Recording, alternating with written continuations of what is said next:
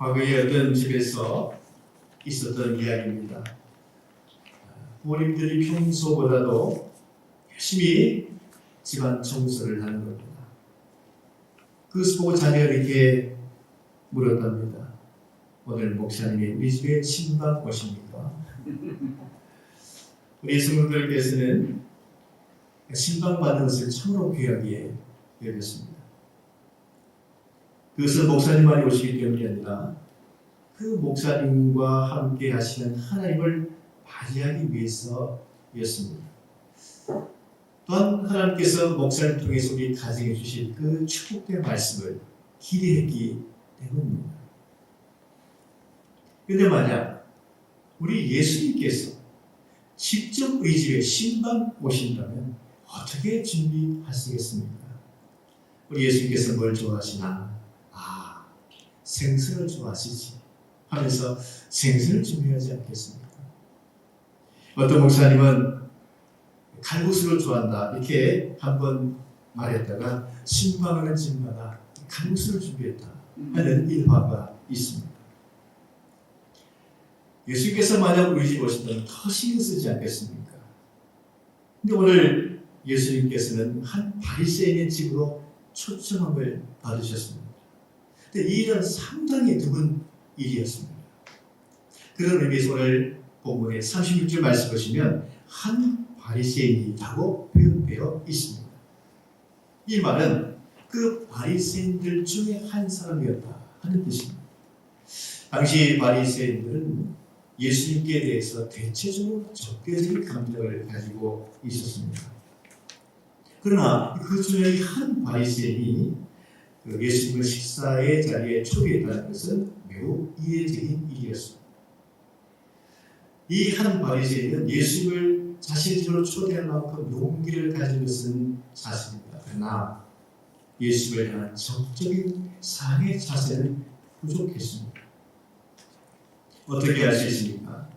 유해된 손님을 자신의 집으로 초대하게 되면 먼저 발을 씻을 수 있도록 정결 예식할 수 있도록 이렇게 준비해야 됩니다. 그러나 그는 그것을 준비해 주지 않았습니다. 밖에서 발에 먼지를 다 묻힌 채 집에 들어오셨는데 그 발을 씻을 물도 주지 않고 그 묻은 채로 식사하도록 했습니다. 이것은 이 한 바리새인이 예수를 초대한 것은 말하나 존경과 사랑으로 한 초대는 아니었음을 우리는 짐작할 수 있습니다. 다만 예수님께서 각 동네에 다니시면서 많은 이적을 베푸신 것, 그것을 이 바리새인은 알고 있었던 것이죠. 그래서 다만 호기심 때문에 초대한 것입니다. 아니면 우리 집에 예수님께서 오셨을 때에 정말 예수님께서 큰 선지자인지 아니면 메시아가 맞는지 그리스도가 맞는지 그것을 가까이 보고서 판단하고 싶었기 때문이었습니다. 말하자면 이 바리새인이 예수님께 사랑을 표현하지 못한 것은 그러니까 동기가 잘못되었기 때문이었습니다.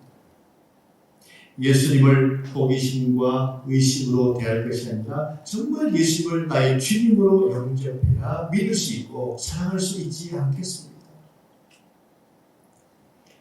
예수님은 사람들이 호기심을 가지고 따라오는 것에 대해서 하신 말씀이 있죠. 우리가 요한복음 6장 말씀 보게 되면 디비라 바다 건너편에서 5,000명을 먹이신 오병이어 사건이 있습니다. 많은 무리들이 예수님의 말씀을 들으라 날이 저물었습니다. 배고팠지만 어떻게 할 수 없어 난처하게 된 무리들에게 예수님께서는 한 아이가 가져온 도시락 오병이어로 5,000명이나 되는 사람들에게 배불리 먹이셨습니다. 이튿날이 되었습니다. 근데 많은 사람들이 또 예수님을 찾는 겁니다. 예수께서 자신의 동네에 계시지 않고 저 가보다운 건너편에 가 계신다는 소식을 듣고 그것으로 향해서 열심히 찾아갔습니다. 예수께서는 그들을 보시고 뭐라고 말씀하십니까? 너희가 나를 찾는 것은 표적을 본 까닭이 아니요 떡을 먹고 배부른 까닭이었다 이렇게 말씀하십니다. 즉 그들은 그 오병이의 기적을 통해서 하나님께서 이렇게 역사하시구나, 하나님께서 우리와 함께 하시구나, 하나님 만난 경험으로 삼지 않았다는 것입니다. 대신에 자신들의 육신을 위한 것을만 생각했습니다. 지금 그들이 예수님을 백방으로 찾는 것은 예수님께서 오늘 또 어떠한 특별한 방법으로 우리를 배불리 보이실까? 바로 육신적인 호기심 때문이었습니다. 예수님께서 뭐라고 말씀하십니까? 그와 같이 육신적인 호기심으로 따르지 말고 정말 예수님을 믿으라 말씀하십니다. 예수님을 믿는 것이 하나님의 일이다까지 말씀하셨습니다. 믿을 때 예수님을 사랑할 수 있기 때문이죠. 오늘 이 한 바리새인은 예수님을 믿어 초청한 것이 아니었습니다. 그저 호기심 때문에 예수님을 초대했습니다. 여러분, 호기심은 무엇을 하지 못하게 할까요? 그 첫 번째는 호기심은 예수님을 믿지 못하게 합니다. 우리가 이 복음서를 보게 되면 예수님을 영접한 사람들과 또한 영접하지 않는 바리새인으로 구분되어 있는, 대조되어 있는 복음서의 내용을 많이 볼 수가 있습니다. 우리가 누가복음 5장의 말씀 보면 그게 중풍병자를 예수님께서 죄사함을 허락하시고 그 침상에서 일어나 걷도록 하신 사건이 기록되어 있습니다. 수많은 사람들이 예수님이 계신 그 집으로 들어오지 않습니까? 근데 그 중풍병자를 침상에 맨 채 온 친구가 그렇게 수많은 사람들이 예수님 곁에 있는 사실에 용서할 수 없자 그들이 지붕 위에 올라가서 지붕을 뚫고 그 침상을 예수님 곁에 내린 사건이 있었습니다. 예수께서는 그들을 보시고 믿음이 있다 하셨습니다. 믿음이 있다 하셨습니다. 왜 그것이 믿음일까요? 여러분, 웬만한 사람 같으면 찾아왔지만은 사람들이 너무 많아서 용서할 수 없을 때에 오늘은 아니구나, 오늘은 뜻이 아니구나 하면서 포기하고 되돌아갈 수 있습니다. 그럼 우리가 믿음 생활할 때 어떻습니까? 때로는 우리 앞에 방해물과 장애 요소들이 있습니다. 그것 때문에 포기해서는 안 된다는 것이죠. 예수를 만난 일에 있어서 포기해서는 안 된다는 얘기죠. 이 내 친구의 믿음은 무슨 믿음이었습니까? 방해 요소가 있었지만 그것을 극복하려는 그 태도, 그 자세에 대해서 예수께서는 그들에 대해서 믿음이 있다라고 말씀하시고 또한 그 중풍병자의 죄사함까지 허락하시고 그를 걷게 하셨습니다. 여기서 이 사건을 통해서 우리가 알 수 있는 것은 믿는 자와 또한 믿지 아니한 자로 나뉘어진 것을 보게 됩니다. 그 집에 누가 있었냐면 유대인들뿐만 아니라 바리새인들도 같이 있었습니다. 서기관들과 바리새인들. 그런데 서기관들과 바리새인들 같은 현장에 있었지만 그들은 역시나 호기심 때문에 예수님과 곁에 있었습니다. 그들은 직접 눈으로 보고 귀로 예수 말씀을 들었지만 다르게 생각했습니다. 그들은 뭐라고 서로 생각했습니까? 신성 모독하는 자가 누구냐? 오직 하나님 외에 누가 너희 죄를 사하게 하느냐? 이렇게 다르게 생각했습니다. 여러분, 이 서기관들과 바리새인들 어떤 사람들이죠? 성경을 연구하는 사람들이죠. 그런데 그들이 이렇게 말하는 것을 보면 그들은 과연 하나님으로부터 오는 그 하나님의 은혜로 자신의 죄 문제, 허물된 문제를 해결함 받은 그런 하나님의 은혜 경험이 있는 사람들일까? 만약 그들이 하나님의 은혜를 받아본 경험이 있다면, 죄의 사함을 받아본 경험이 있다라고 한다면 그렇게 과연 생각할 수 있을까? 왜냐하면 예수님께서는 항상 이적 사건을 행하시기 전에 하나님 말씀 먼저 전하지 않습니까? 근데 그 하나님 말씀의 주된 내용은 무엇입니까? 인간의 마음과 삶을 바꾸는 하나님의 은혜의 메시지가 항상 먼저 있다는 거예요. 이 하나님의 은혜를 먼저 경험한 사람에게 반드시 일어나는 것은 무엇입니까? 하나님이 나를 받아주셨다. 하나님이 나의 죄와 허물을 용서해 주셨다. 나를 용납해 주셨다. 하는 그 하나님의 은혜를 먼저 경험하게 되지 않습니까?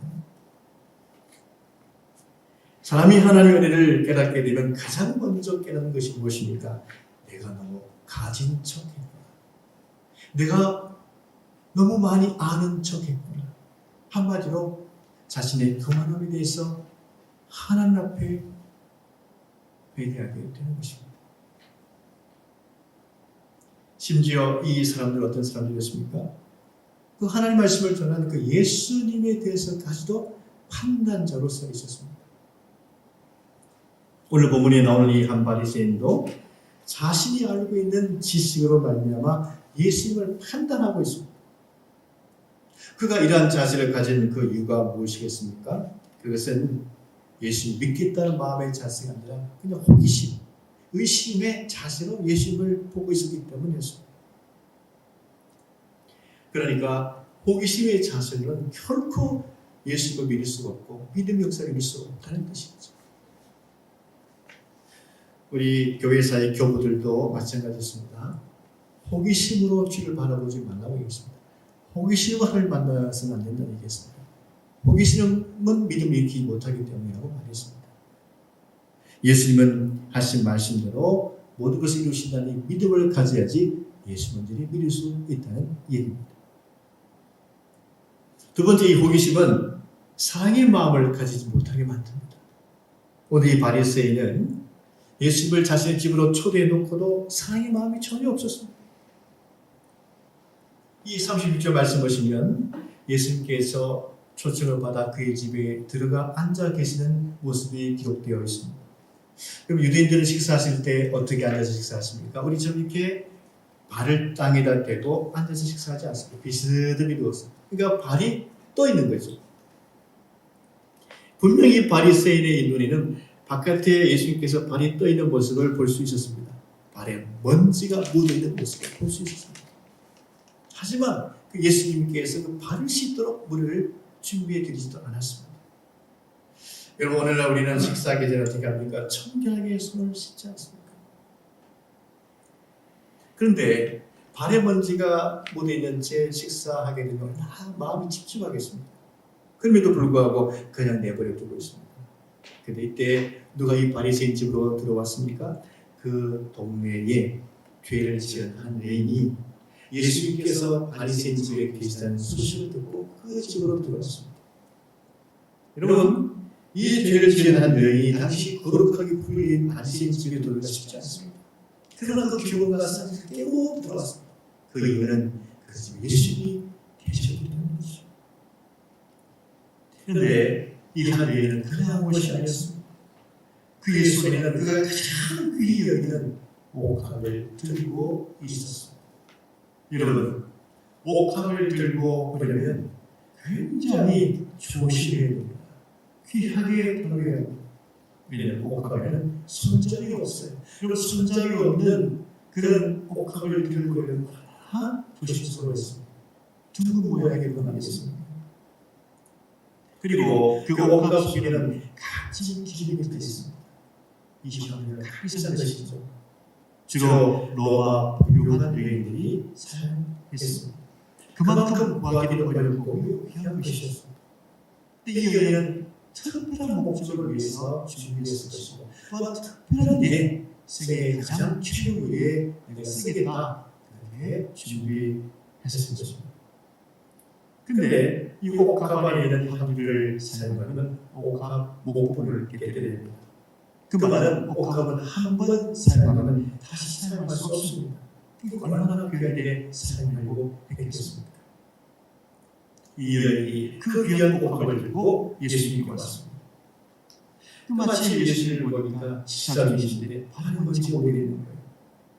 그러면 우리 같으면 대하여를 떠나갈 수 있게 될 수 있지 않습니까? 그러나 그 여인은 그것 대신에 자신의 뜨거운 눈물을 예수님의 발에 흘리면서 적십니다. 얼마나 눈물을 많이 흘렸으면 그 발을 적실 정도, 그래서 닦아내릴 정도로 그 눈물을 많이 흘렸습니다. 그의 눈물은 어떤 눈물이었을까요? 예수님께 만나기 전에 지은 많은 자신의 삶으로 되돌아보지 않았겠습니까? 그래서 그의 눈물이었습니다. 그가 어떤 마음으로 예수님을 찾아왔는지 알 수 없지만 그러나 그가 예수님 곁에 섰을 때에 눈물이 막 쏟아졌습니다. 감동이 되었다는 뜻이죠. 사실 지금 당장 예수님께서 그 여인이 하신 일은 전혀 없었습니다. 그런데 이 여인이 예수님 곁에 섰을 때 무엇을 느끼겠습니까? 주님의 은혜와 사랑을 충분히 입거든요.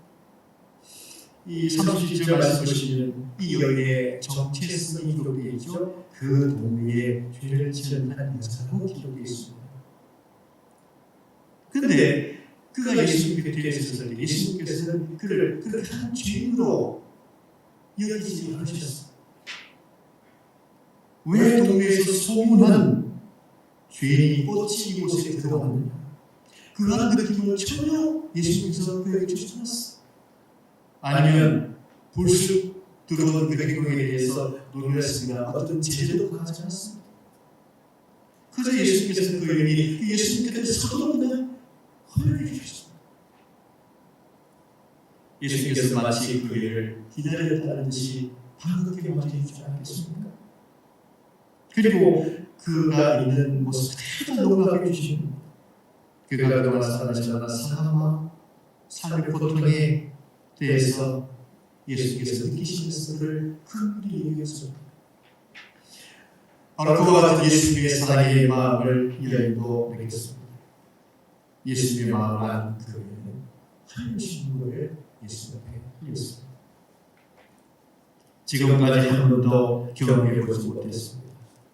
당시 동네에서 공개적으로 죄인으로 살았기 때문에 얼마나 그 여인이 고통스럽게 살았겠습니까? 그런데 예수께서는 그렇게 보시지 않고 하나님의 형상으로 그를 보셨습니다. 그것을 그 여인이 느꼈습니다. 예수님의 은혜와 사랑을 느낀 그 여인은 감사한 눈물을 흘리지 않을 수가 없었습니다. 그리고 예수님의 발을 다 닦아드린 다음에 그만 입을 맞추고 향유까지 묻습니다. 발에 입을 맞추었다는 것은 종교의 것이고 향유를 보였다는 것은 어머니입니다. 헌신입니다.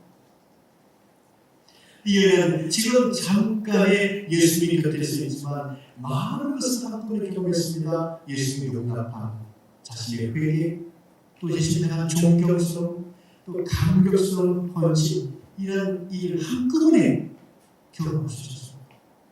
한 맺혀 있었던 이 한 여인이 그 짧은 시간에 한꺼번에 되는 경험이었습니다. 그만큼 예수님의 은혜가 커다란 뜻이죠.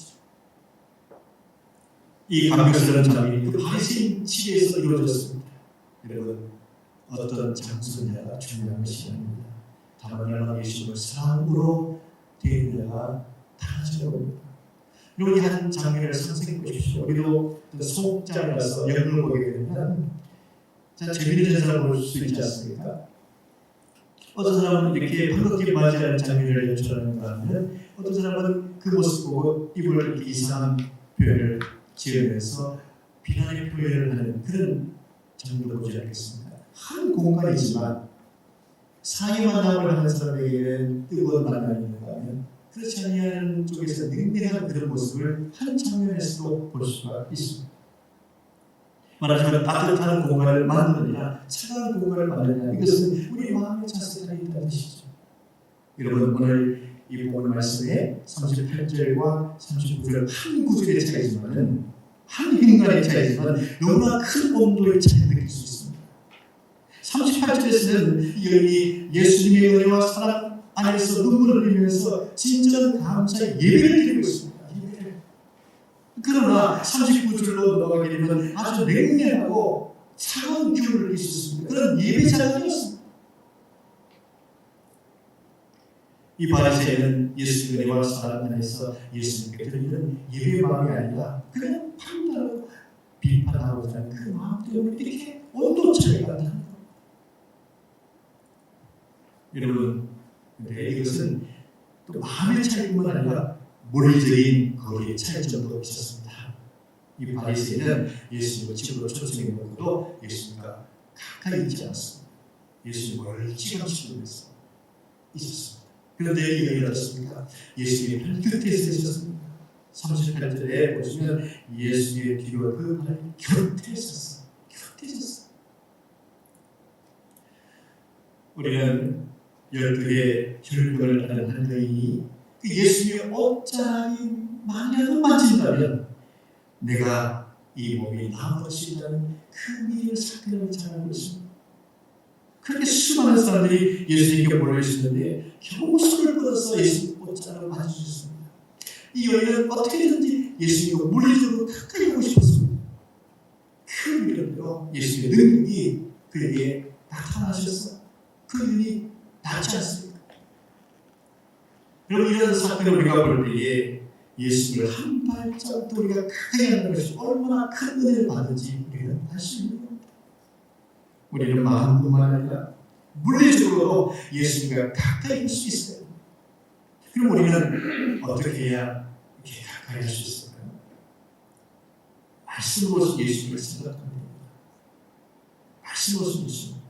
이 디오게인 주인분의 디오게인 하나님 말씀, 또 하나님 말씀을 선포하는 이 캐리와 설교. 그러니까 우리가 이 말씀을 가까이 하게 되면 물리적으로 예수님과 가까이 할 수 있는 비결이 된다는 것이죠. 현대인은 바쁘게 살아가죠. 미국의 윌로우 크릭 처치에서 목회하신 빌 하이레스 목사님이 계십니다. 그분이 그런 책을 썼습니다. 바쁘기 때문에 기도합니다.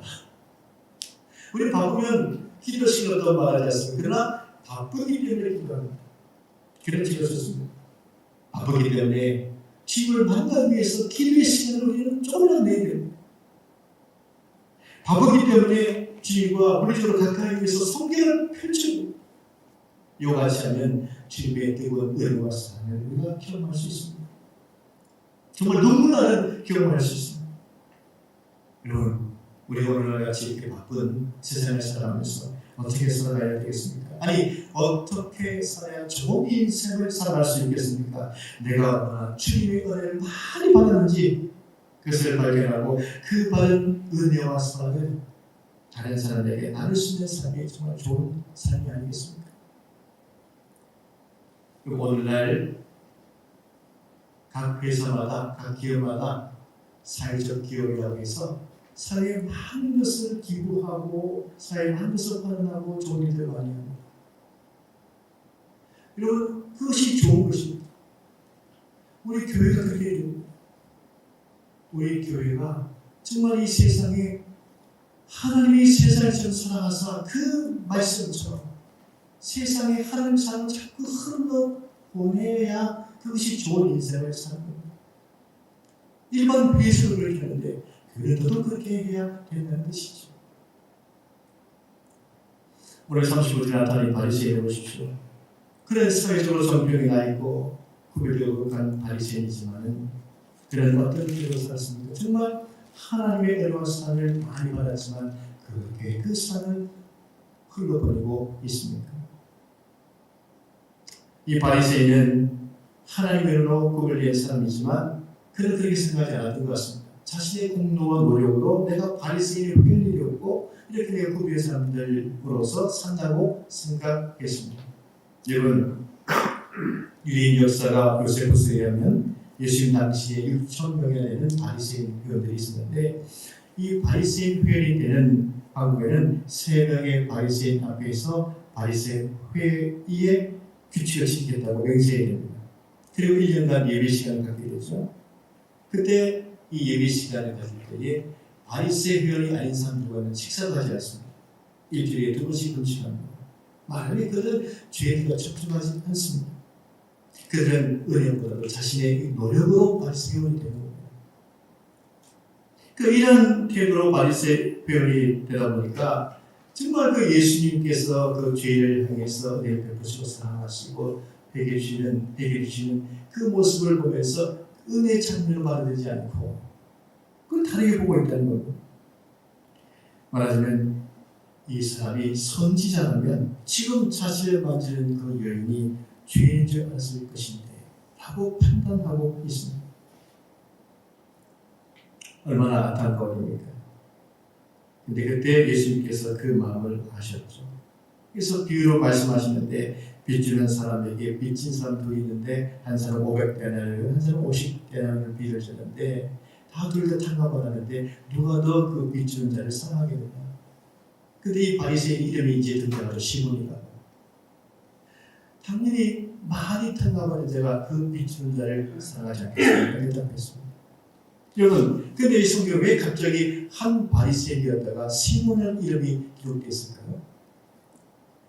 요 직전까지 이 바리새인, 나는 바리새인입니다. 나는 이런 사람입니다. 자기의 거치로 예수님을 만나기 때문입니다. 근데 그런 마음으로는 예수님을 만날 수 없다는 것이죠. 근데 시몬이라는 이름을 등장하신 것은 그 거치를 다 벗어버리고 외적인 조건을 다 내놓고 예수님을 만날 때 진정으로 예수님을 만날 수 있다는 그 뜻입니다. 예수께서 내 반대로다 하시면서 잠시나마 그의 거치를 내려놓을 수 있도록 해주신 것이죠. 예수께서 그 다음에 뭐라고 말씀하십니까? 시몬에게 너는 내게 발 씻을 물도 주지 않았지만 그는 눈물로 내 발을 적시고 너는 내게 존경이 맞춤도 하지 않았지만 그는 이 집에 들어올 때부터 내게 발에 입맞추기를 했고 너는 내 머리에 흔한 감염으로 붙지 않았지만 이 여인은 향을 내 발에 부었다. 누가 더 큰 은혜를 받게 되겠습니까? 주님을 많이 사랑하는 사람이죠. 주님을 또 많이 사랑하는 자는 그동안 내 능력과 내 실력으로 살아온 것에 비해서 내가 하나님 은혜로 이렇게 살아왔다 하는 것을 깨닫는 사람입니다. 우리가 인생을 살 때 감격 있는 인생, 감사가 있는 인생, 아름다운 헌신 인생을 살려면 내가 나된 것은 하나님의 은혜 때문입니다. 이렇게 고백할 때 그렇게 살 수 있습니다. 우리 모두 주님을 더 많이 사랑하며 감격과 아름다운 인생을 사는 자로 살게 되기를 원합니다. 그러기 위해서 이런 고백을 해야 됩니다. 나는 내 능력과 내 실력보다도 하나님의 은혜 때문에 더 잘 되어왔고 더 풍성한 삶을 살아왔습니다. 이렇게 주님께 영광을 돌릴 때 그는 정말 은혜를 받는 사람이고 더 많은 사랑을 받게 될 것입니다. 우리 모두 이와 같은 고백을 함으로 주님의 더 많은 은혜와 사랑을 받는 삶이 될 수 있기를 간절히 축원합니다.